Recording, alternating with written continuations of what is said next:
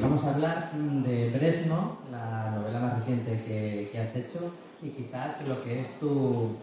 siempre habías metido un poco los pies en el agua de la literatura de género, pero esta ya es una inmersión total, lo cual me puso muy contento porque yo había leído Animales urticantes y aunque estaba en medio camino de muchas cosas, me quedé como con ganas. Entonces, como los libros no caducan, yo dije, bueno, pues vamos a aprovechar esta presentación un poquito más larga y hablar de los dos, ¿no? Ya sabéis que yo no tengo mucho problema en dar mi opinión y a mí me parece que Carolina es, si no la que más, porque eso es muy difícil, me parece el nombre probablemente ahora mismo más rutilante de la literatura que se está haciendo en Asturias, es lo que pienso. Y yo creo que cada nueva novela pues un poco nos reafirma en que esta forma concisa, directa, si quiere, con mucha tripa, pero también pensada con mucha cabeza que tienes que escribir, nos lo va confirmando número a número, entrega a entrega, ¿no? Animales urticantes son 15 relatos que nos cuentan historias que pueden ocurrir en el bar de abajo de tu casa, en la puerta de la casa del vecino, en el colegio de al lado, en el pueblo al que vas, que resultan por eso muy cercanas, pero con las que yo creo que nos podemos identificar todos, porque no deja de ser la historia de estos personajes. Lo que pasa es que estos llegan un poco más allá, que llevan mucho tiempo sometido a algo que les putea constantemente, que les va poco a poco generando una herida aunque no se vayan dando cuenta, hasta que al final ya es dolorosa y dicen hasta aquí. Entonces, cuéntanos cómo fuiste generando esta serie de relatos, que por un lado son muy diferentes, pero por otro lado pues tienen estilo conductor que un poco lo unifica todo, ¿no? Buenos días, tardes a todos. Muchas gracias por invitarme a Celsius y muy agradecida por tu generosidad en esa presentación. Animales urticantes lo escribí a lo largo de muchos años. Pueden haber pasado 10, 15 años en los que fui cincelando relatos que casi siempre se iniciaban por una frase inicial. Puede que no, ¿eh? Hola, perdón. Mi manera de comenzar los relatos normalmente era una frase que resonaba en mi cabeza y esa sonoridad, esa musicalidad hacía que la anotara y luego indagaba hacia dónde me llevaba. Se da la circunstancia, la casualidad o no, que todos tienen ese denominador común, casi todos, de personajes atrapados en sí mismos, enfadados con el mundo y que explotan, los cojo en ese momento en el que deciden romper con todo. Como tú decías, sí que apuntaba ya de manera inconsciente. Mi manera de escribir, mi manera de vivir es intuitiva. Me guío por, como decías antes, por entrañas. Pero sí que una vez que están todos los relatos ahí, te das cuenta de que hay muchos en los que meto la pata, como tú dijiste, en algo de terror, o algo de fantasía, o algo de imposibles, ¿no? Es el caso del primero, En la sombra de la plaza, o En la plaza, se titula, que no deja de ser un hombre extrañado ante una plaza que es tan ancha y tan alta en su base como en su frente, ¿no? Tiene una losa y dice, ¿por qué han hecho esto, no? Porque esta geometría es idéntica, nadie se plantea esto más que yo, y en esa geometría idéntica sucede algo, sucede una sombra que nunca sabremos si es producto de su imaginación o realmente es real, y solo él la ve. Este relato a muchos lectores les extrañaba, porque se da la circunstancia de ese imposible, ¿no? Que a mí me atrae mucho a la hora de escribir el imposible. De género también hay algún otro. Bueno, a mí los géneros... Es que el género es una línea imaginaria, claro, hasta cierto punto, es algo muy flexible, debería serlo. Eso es. Hay algo que se podría acercar, aproximar a una distopía, ¿no? Que es el de joven perteneciente a secta.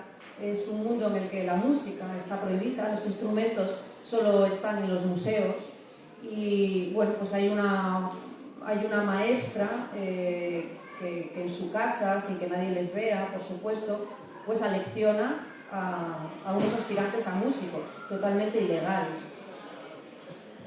Ahí podría haber otra. Yo sí que creo que ya había muchos relatos, como dices, que apuntan. Y es que yo también, y lo hemos dicho, lo estábamos hablando ayer y lo decimos a lo largo de todas las ediciones del Celsius, a nosotros tampoco nos gustan mucho estas barreras que te encorsetan qué tipo de literatura es género y qué no. Hay gente para la que ir al dentista puede ser la experiencia más terrorífica del mundo y preferían encontrarse una nave nodriza flotando sobre su casa mientras les dejara tranquilos, ¿no? Y claro, tú coges libros que en países se venden como policíacos, como El silencio de los corderos, y en otros países se los venden como horror, porque la línea siempre es difusa. A mí se me parece que todos estaban, algunos más caros, pero casi todos estaban un poco a punto, ¿no? Se me ocurre otro, es una mujer que está echada en la cama, ¿no? Que no para decir no estoy loca, ¿no? Ese a mí me parece claro, un relato de terror. Le cae una gota constantemente y está en lo alto de una torre y está encerrada en lo alto de una torre. Podría ser una Juana la loca, ¿no? Y dice, no estoy loca, lo que pasa es que me gusta fantasear, me gusta imaginar. A mí hay una cosa, he escuchado un par de conversaciones, entrevistas, reseñas sobre este libro y claro, en ambos casos lo comentamos como una historia de gente que quiere vengarse y yo lo leía y no tenía para nada esa sensación. Yo tenía la sensación de que era gente que quería dejar de estar fastidiado, que sencillamente quería poder, ya habían probado la felicidad en algún momento determinado del pasado, vagamente recordaban cómo era y quieren volver a ser felices. A lo mejor alguno, a través de la venganza, era su forma de salir, pero yo no me parece que sean relatos de venganza en absoluto. Tú que eres la autora, ¿cómo los ves? Claro, precisamente se titula Animales suplicantes, hay un relato que lleva ese título, fue idea del editor cogerlo como título y me parece muy acertada. ¿Por qué animales suplicantes? Bueno, porque son animales muy humanos, son humanos que llevan enfadados demasiado tiempo y eso provoca una urticaria hacia los demás, pero sobre todo hacia ti mismo. Si estás enfadado con tu situación, si no encuentras amigos, entorno, alrededor que te hagan llevar una vida plácida, si no estás contento con tu trabajo, con tus horarios, con tu familia, si no estás contento, acabas inoculando veneno, o sea, acabas envenenándote a ti mismo. La venganza de haberla sería contra esa situación, ¿no? Deciden romper y tirar para adelante. Sí, estoy de acuerdo contigo. A mí me parece que en los últimos años, bueno, siempre ha estado ahí presente, ¿no? Pero que hay como un nuevo boom del relato. Hemos tenido aquí, concretamente la mayoría de más autoras que están haciendo, hemos tenido aquí a Mariana Enríquez explicándonos cómo hacer relatos, a Samantha Berlin, a Diana Castellarnau, bueno, un montón. Y yo creo que el relato está en cierta manera más vivo que nunca, pero yo hemos dicho todos estos nombres y no los he dicho por casualidad, porque yo creo, y mira que son grandes nombres, cada una brilla en un aspecto del relato increíble. Yo creo que hay algo en lo que no solo les compite, sino que las adelantas por la izquierda, que es en la capacidad de la concisión. O sea, yo creo que no encontrar un relato tuyo al que yo le pusiera medio párrafo más o que creyera que le sobraba. Yo creo que quizás ese sea, dentro de todos tus rasgos literarios, uno de los que muestran más maestría, ¿no? La capacidad de concisión. Esto es algo que imagino que si fuera parece fácil, tú lees un relato que se ha quedado en 3 páginas y el lector poco avezado puede pensar, bueno, pues lo he hecho más o menos rápido. A mí me parece que llegar a ese punto de concisión debe ser un trabajo de qué queda fuera, qué ataco. Hablamos un poquito de esto. Bueno, antes decía que vivo y escribo partiendo de la intuición, también vivo y escribo partiendo del desconocimiento, ¿no? Entonces, cuando yo nunca conozco del todo a mis personajes, nunca conozco del todo la historia, con lo cual de primeras ya escribo poco, porque me falta un conocimiento y además me gusta escribir casi a tientas, ¿no? Ir poco a poco descubriendo la historia. Con lo cual yo no escribo con un derroche. Hay gente que escribe boom de seguido. Lo mío es una escritura lenta, muy lenta, y en busca de palabras. La oralidad a mí me cuesta mucho encontrar las palabras adecuadas para expresar lo que quiero en la comunicación verbal. O preferiría tener un vocabulario más rico cuando me expreso oralmente. Entonces, el momento de buscar esas palabras con calma, sin que nadie me esté mirando, ni juzgando, es yo sola en mi casa con la libreta o con el ordenador. Y entonces ahí, en esa escritura lenta, sí que pienso muy bien cada palabra que pongo. Y una vez que he terminado, aunque voy y vuelvo, es como el forward como en las cintas, que vas y vuelves, yo escribo así, es muy caótico. Hace poco leí una declaración de Darwin, ¿no? de cómo era la vida, que es como una concatenación de errores constantes. Bueno, pues mi escritura es así. Y una vez que releo, sí, recorto mucho. Aquello que las tripas me dicen que no está funcionando bien, cuando la intuición me dice esto no pega, esto sobra, esto es demasiado, esto merece meterle más entrañas, ¿no? Pues lo retoco. Sí que me gusta la concisión. Creo que ahí puede influir un poco mi trabajo. Soy redactora de informativos y escribimos muy poco porque tenemos muy poco tiempo. Las noticias duran 1 minuto 20 y el tiempo que tenemos de palabra es mínimo porque tienes que incluir también las declaraciones del entrevistado en cuestión. Entonces eso te exige controlar muy bien lo que dices. Pero a diferencia del lenguaje periodístico y televisivo, en la ficción puedo fantasear, puedo ser subjetiva, puedo ser tremendamente imaginativa y meter todos los adjetivos que quiera. Y ese es el contrapunto, ¿no? O sea, es un lenguaje conciso, ¿no? Como el de mi trabajo, pero al mismo tiempo con la posibilidad hermosísima de la imaginación. Pues ya dejando un poquito atrás animales urticantes, pero no del todo, vamos a empezar ya a rascar la superficie de Bresno con algo que las dos tienen en común, ¿no? Es cierto que se cuentan escenas, momentos, situaciones de personajes tirando a oscuras, pero, y en Bresno también, y ahora lo comentaremos, pero siempre subyace como cierto tono, no diría a lo mejor de humor, pero sí, porque el humor también puede ser oscuro y negro, es más, debe de ser, muchas veces sí se hace correcto, pero sí que nunca pierdes como ese toque de te estoy contando todo esto, pero los personajes de su manera lo llevan suyo, ¿no?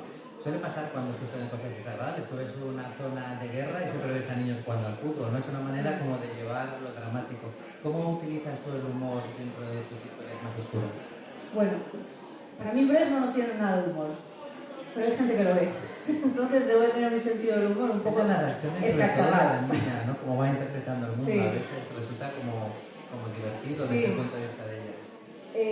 En Animales Urticantes sí que fui consciente de escribir desde un punto de vista macarra, ¿no? Un humor negro, un humor a veces, no sé cómo definirlo, pero bueno, sí, me he quedado, un humor macarra, yo creo que sería lo suyo, ¿no? De mala leche.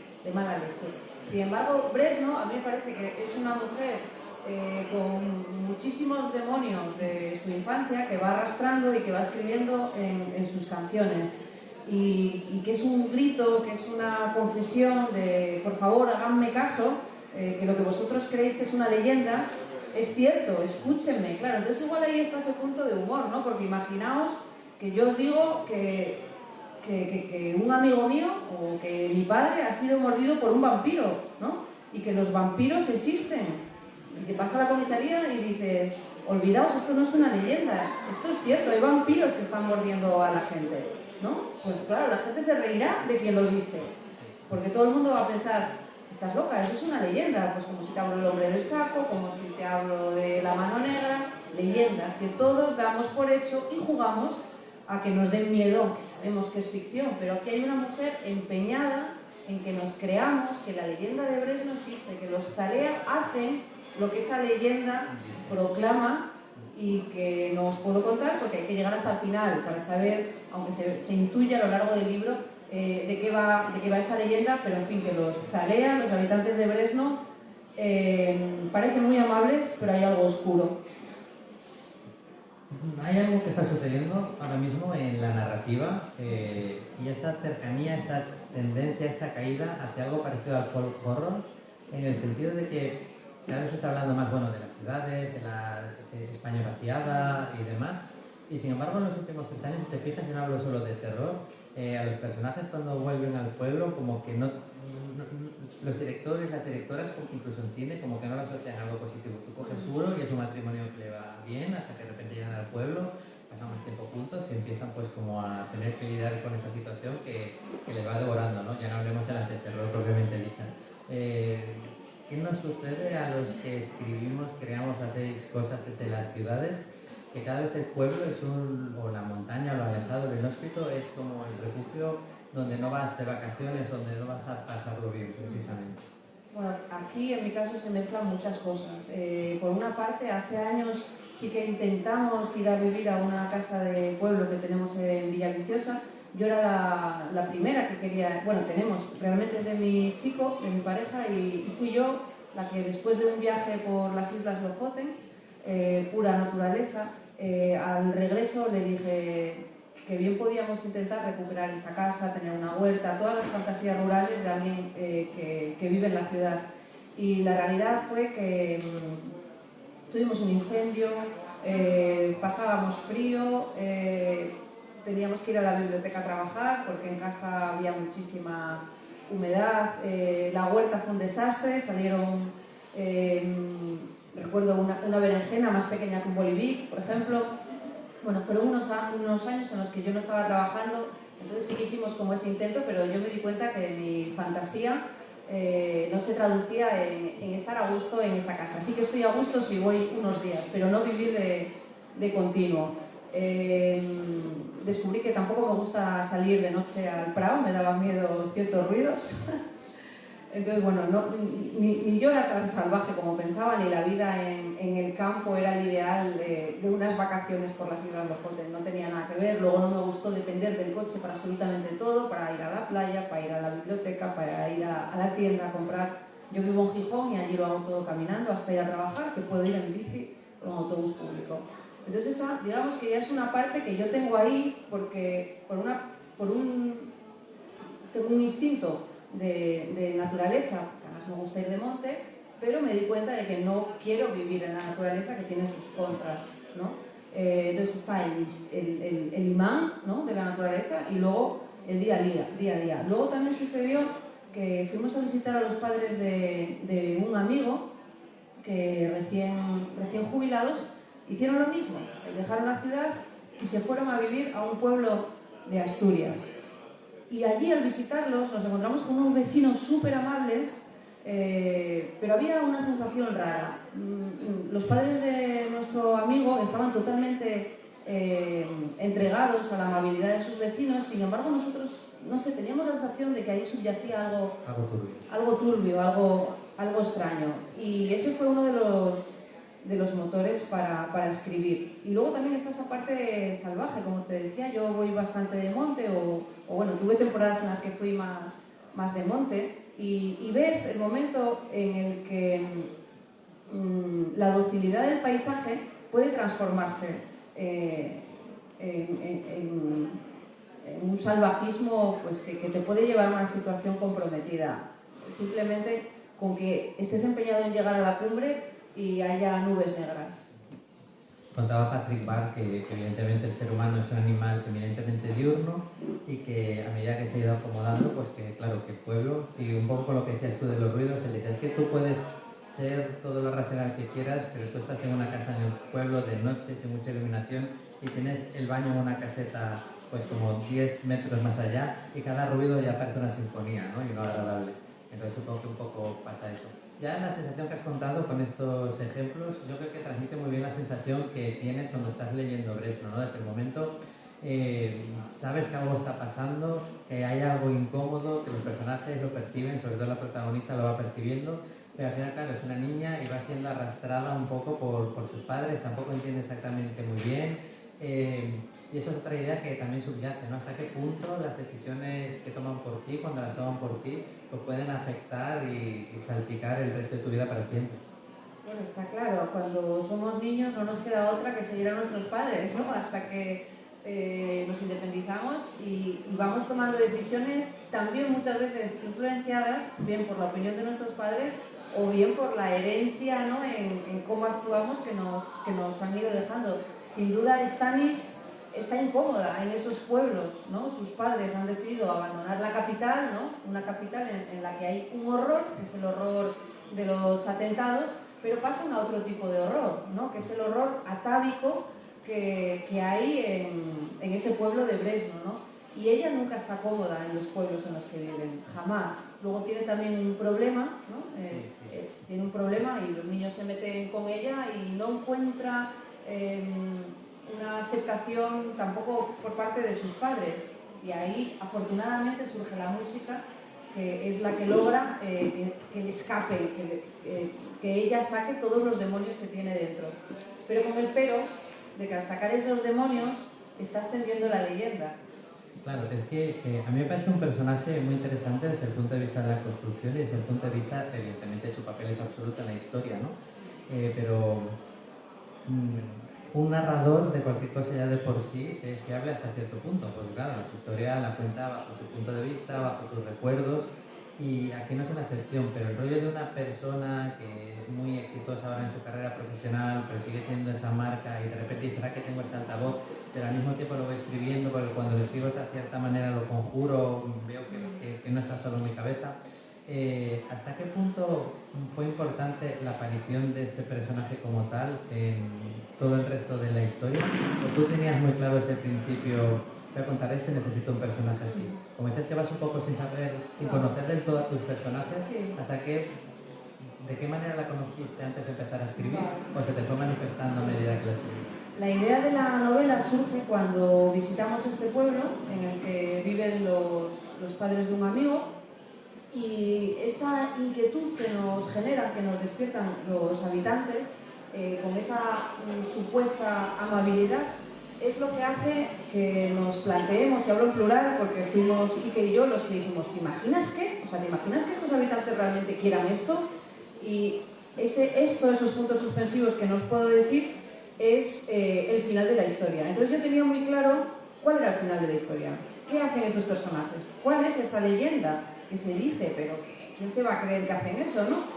Y en ningún momento, cuando pensé en el final, no sabía nada más. No sabía quién iba a protagonizar la historia.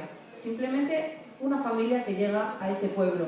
Pero Stani Sotiev, la gran música, la gran letrista, la gran cantautora, pero una persona herida, marcada, dolida, extrañada, no había aparecido en mi cabeza hasta que me puse a escribir. Pero claro, ese arranque, como te comentaba, con los relatos, parte de una frase, parte de una musicalidad, pues enseguida quien contaba, quien confesaba, quien se dirigía a la policía diciéndole, por favor, está pasando esto, escuchadme, ya se expresó con esa musicalidad tal que enseguida la convertí en una música, en un artista. No es una música cualquiera, no es una letrista cualquiera, es alguien que compone desde la honestidad, desde la necesidad de que lo que cuente llegue y se entienda y que despierte sensaciones. Así que la hice letrista y música. Sí, además ya te digo que me parece un personaje muy complejo, pero que se entiende de una forma muy sencilla, con varias pinceladas, y a medida que vas exponiendo su historia, yo creo que las novelas que he leído este año son los personajes que más me han fascinado, quiero decir, ¿no? Y creo que es curioso que haya surgido como necesidad para contar esa historia, porque ahora mismo, claro, es que tú lees un libro y muchas veces puedes pensar, lo podría haber protagonizado otro personaje, es imposible separar a Bresno de Stanis, ¿no? Y ya desde el momento en el que tiene ese nombre ya estás diciendo algo de cómo son sus padres, de qué manera de pensar tienen o lo que sea, ¿no? Y claro, todo gira alrededor de una leyenda en la que no vamos a entrar mucho más porque hay que leer, pero sí que después de leer el libro te queda una pregunta que nos podemos hacer muchas veces a lo largo del censo, ¿hasta qué punto que algo sea cierto o no sea cierto es importante mientras la gente lo crea, ¿no? ¿Cuál es el verdadero poder que tiene una leyenda, ¿no? Es más importante que algo sea cierto que la gente crea que sea cierto, ¿no? Claro, para mí ese es el juego fundamental de la novela. ¿Dónde está la línea que delimita la realidad y la ficción? ¿Cuánto de verdad tienen las leyendas, los cuentos, la tradición oral que ha llegado hasta nuestros días? ¿Por qué nos lo tomamos como un juego y como un cuento, sin más? cuando posiblemente en origen partiera de un suceso real, ¿no? Vuelvo a Drácula, que esto no hay vampiros, ¿no? Pero mis padres estuvieron hace muchos años en el castillo del conde Drac, ¿no? Ahí en Transilvania, y realmente había un conde Drac. Luego, y era un empalador, y bueno, era un personaje oscuro sin más, pero ahí entró la fascinación de alguien, la imaginación de alguien, y creó ese personaje que hoy en día sigue protagonizando películas, cómics, de todo. Buscamos esa línea, yo creo. Como seres humanos buscamos que nos remuevan con historias que pueden ser reales o no, ¿no? Y alargarlas también de alguna manera. Sucedió eso, había un conde empalador, ¿no? Había unos habitantes que vivían en lo alto de una montaña en la que las casas tenían la forma de la rosca de una serpiente. Puede ser un punto de partida, el real, el que tenga esa geografía, para luego darle a la imaginación, o no, o realmente pasó, sucedió. Sí, yo creo que lo necesitamos, sin más. Quedaría tiempo con una pregunta rápida y una respuesta también rápida, y si no, yo ya monopolizaré de todo el tiempo de esta charla. ¿Hay alguna? Bueno, pues yo antes del cierre me gustaría saber, porque ya me he declarado fiel seguidor de lo que vas escribiendo y lo voy a seguir siendo, ¿qué es lo próximo con que no vas a sorprenderte? ¿Nos alejas del género? ¿Vas a seguir en él? Cuéntanos. Bueno, ahora estoy escribiendo algo, pero llevo solo 12 páginas. Entonces esto es como lo de los embarazos, que hasta que no pasan 3 meses no lo puedes anunciar. Pero aquí ya estoy diciendo que llevo 12 páginas. Con lo cual es incipiente. Yo creo que no me alejo del género. No me alejo, porque parto de un imposible. Un hombre se despierta y en la mesita de noche tiene algo que es imposible. En las leyes que conocemos de nuestro mundo es imposible, no puede suceder, pero es una historia enmarcada en un mundo real como el nuestro. Con lo cual voy a entrar, creo, si logro continuar y si esto se convierte en un bebé de 9 meses, ¿no? Creo que voy a continuar entre el terror, la fantasía y sobre todo la imaginación, ¿no? Luis Artigue, que ha estado aquí en varias ocasiones, él proclama el poder de la imaginación y yo me uno a él, y también a eso que dice de que la novela contemporánea será híbrida o no será.